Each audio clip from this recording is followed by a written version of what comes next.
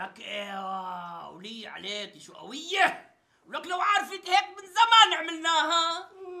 ولي عليك شو هاد ايدي، ولي ايه حبيبتي، ولك حبيبتي اخبرني شو عم تعملوا؟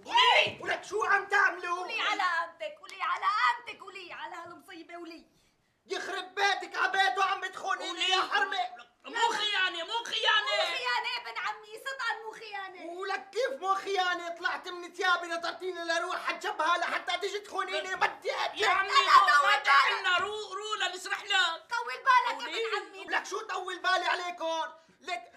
لك وجهه ابشع مني. هو قصة بشاعة وجمال ابن عمي. اعطينا فرصة نشرح لك، عمول معروف. لا شو تشرح لي؟ بدي اوصى بدي اقتلكم اثنيناتكم. احنا لا تخوص ابن عمي، طول بالك علينا شوي. شنو خليني اشرح لك. اشرحي له.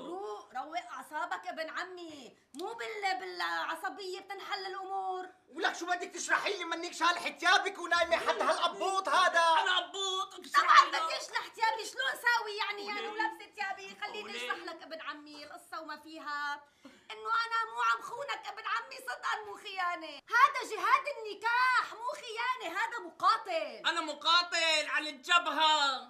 انت مقاتل؟ ايوه. جهاد النكاح؟ ايوه. وين سلاحك؟ سلاحي هاد سلاحي على طول معي، ما بيفارقني ولا لحظة، وهلا بس لخلص رايح على الجبهة. شفت شلون؟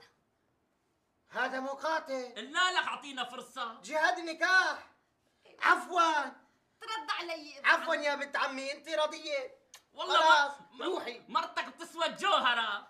لك ايه مرتي ما في منها. جربتها؟ ايوه. لك روحوا والله يوفقكم، روحوا. شكرا. ان شاء الله يكون مقبول. شكرا. يلا مارسوا واجبكم. بالاذن ثواني بس. يلا اذا عايزين مني شيء انا دغري برا. تعي حبيبتي.